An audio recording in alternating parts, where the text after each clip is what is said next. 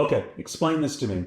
How does a man who has never seen a day in his life paint in perfect perspective, better than most trained artists today? This is the unbelievable story of Eshraf Armagan.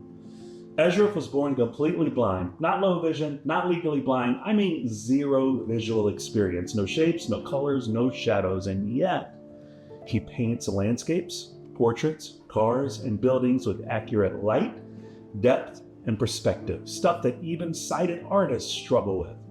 Here's the wild part, even more than that. He paints completely on his own.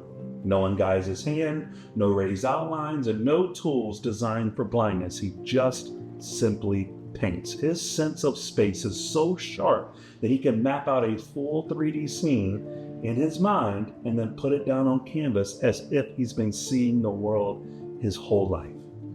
So naturally, neuroscientists were like, hold on, we need to study this guy. And so Harvard invited him out for brain imaging, expecting to see his visual cortex sitting there unused. But get this, that didn't happen. Because when Eshraf paints, his visual cortex, the part of the brain that processes sight, lights up like a Christmas tree, just like a sighted person's. Think about that.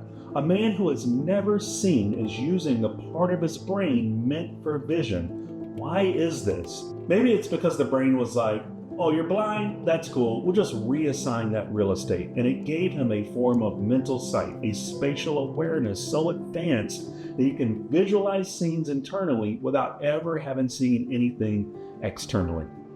And this is why his story is such a massive deal, because it shows us just how adaptable the brain is, how it can reorganize itself, how it can create ability out of limitation, how the mind might have access to forms of perception that we don't fully understand yet. As someone who studies the mind, this is the stuff that blows me away, not because it's mysterious, but because it proves we know so little about human potential.